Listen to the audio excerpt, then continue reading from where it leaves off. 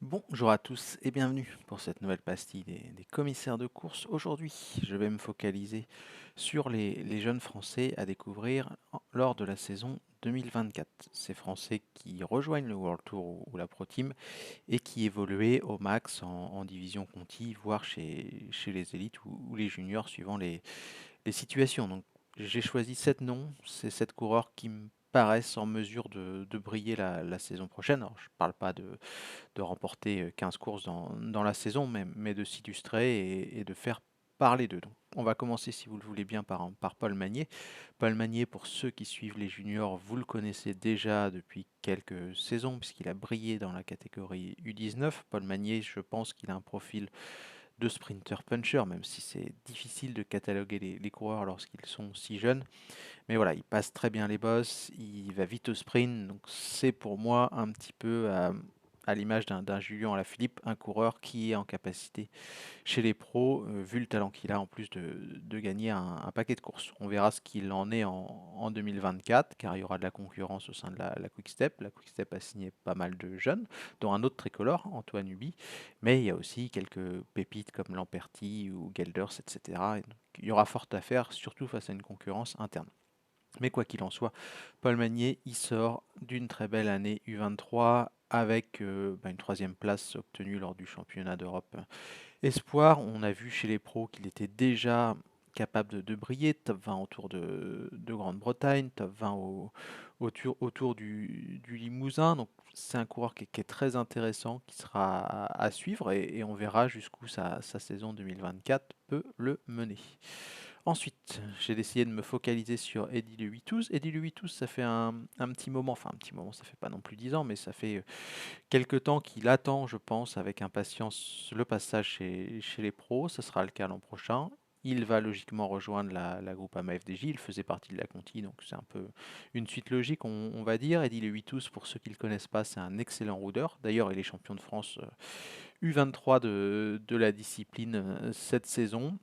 Neuvième du championnat d'Europe. On verra ce que ça donne. Moi, je l'attends surtout sur des épreuves françaises l'an prochain, sur des Coupes de France par exemple. Il a fait septième de Paris Espoir, Paris-Roubaix Espoir pardon, aussi cette année. Donc on verra s'il est capable sur quelques classiques un petit peu difficiles, non pas en World Tour, hein, mais sur du circuit Europe Tour pardon, de s'illustrer.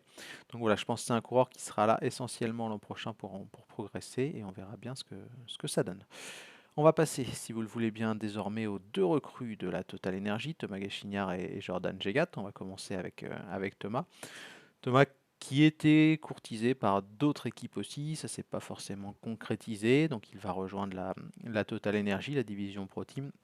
C'est un très bon coureur qui est sous-coté, je trouve, qui a fait une belle saison chez Aubert.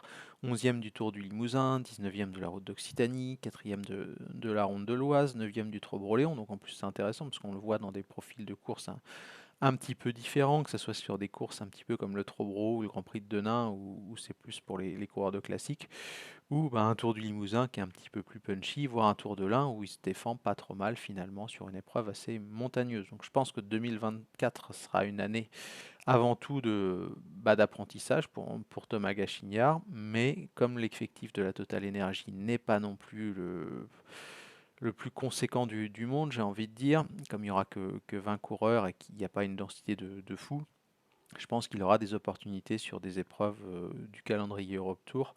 Donc ça sera intéressant de voir s'il peut monter encore un petit peu en gamme. Pourquoi pas imaginer une petite victoire sur une épreuve mineure du calendrier, un top 10, pourquoi pas sur un Limousin ou sur un Tour de l'Ain, etc., des boucles de la Mayenne, un Pays de la Loire Tour, bref, des épreuves un petit peu françaises du calendrier Europe Tour, pour continuer sa progression. Il ne sera pas le seul coureur de Conti à rejoindre, comme je l'ai dit, la Total Energy, puisque Jordan Jegat, lui aussi, va rejoindre la formation française l'an prochain. Jordan Jegat est un petit peu un niveau au-dessus, je trouve, par rapport à Thomas Gachignard, parce qu'il a déjà fait ses preuves. Il a fait une très belle saison sous les couleurs nantaises. 6e au Limousin, 8e du Tour de l'Ain, 3e de la Polynormande, 15e en Occitanie, 9e de l'Alpe Tour. Pas mal de top 15 aussi sur des épreuves de Coupe de France ou des courses d'un jour. Donc voilà, je pense que Jordan Jegat, il est prêt à franchir le cap. Je suis même surpris d'ailleurs qu'il n'ait pas eu une place en World Tour. Mais quoi qu'il en soit, il devrait avoir un statut de coureur protégé, je pense, chez Total Energy. Je ne reviens pas dessus, je l'ai déjà dit, la densité n'est pas folle du côté de la formation vendéenne. Donc je vois bien Jordan Jegat aller en claquer une l'an prochain, pas forcément une course par étape, mais une étape ou alors une manche de Coupe de France et monter encore un petit peu plus haut sur des courses par étapes, transformer les top 10 en top 5 par exemple sur des limousins, pareil, un peu le même genre de course que Thomas Gachignard. Je pense que c'est à peu près ce qu'on peut attendre de Jordan la saison prochaine. Ensuite, direction la Cofidis avec Nolan Mahoudo. Nolan Mahoudo qui évoluait lui aussi sous les couleurs nantaises cette saison. Il a fait une belle petite année. Il a notamment remporté une épreuve à la maison, puisqu'il est breton, donc une étape du Tour de Bretagne. Son premier succès UCI. J'ai du mal à dire chez les pros parce que j'ai du mal à considérer les épreuves de point 2 comme des courses professionnelles. Mais en tout cas, il a remporté sa première victoire au niveau UCI cette année. Il a aussi terminé 13e du Pays de la Loire Tour, on voit 6e du Grand Prix de Lillers, donc une première année pas trop mal je trouve. Et l'an prochain on verra ce que ça donne, je pense qu'il sera essentiellement là dans un rôle d'équipier modèle où il faudra apprendre, il y aura peut-être quelques petites opportunités aussi en Coupe de France. Pourquoi pas imaginer pareil, hein, aller remporter une pointe, pourquoi pas, ou aller taper des podiums à droite et à gauche sur les diverses épreuves du calendrier français, voire peut-être aussi en Belgique, puisqu'on sait que Cofidis court beaucoup en Belgique, donc c'est tout ce qu'on peut souhaiter à Nolan Mahoudo pour la saison prochaine. La petite surprise du chef en Pro Team, c'est Baptiste Huillet. Baptiste Huillet qui courait cette saison sous les couleurs de la Van Rysel Roubaix-Lille Métropole. Il va rejoindre une formation qui, elle aussi, va découvrir l'élite, la TDT Unibet de Bastien-Téma, l'ancien coureur et désormais youtubeur, qui là découvrira l'an prochain un rôle de manager en Pro Team, parce qu'il est déjà manager de son équipe.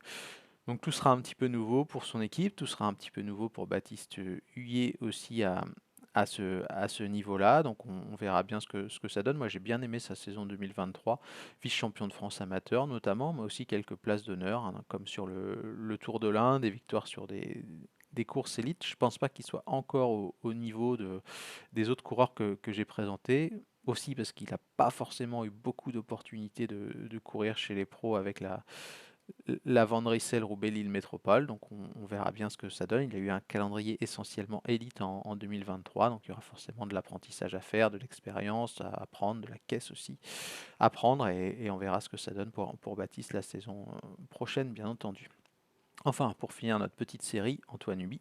Antoine Huby, on l'a déjà présenté dans nos previews consacrés au Néo-Pro à suivre en 2024, donc je ne vais pas forcément revenir trop sur son cas.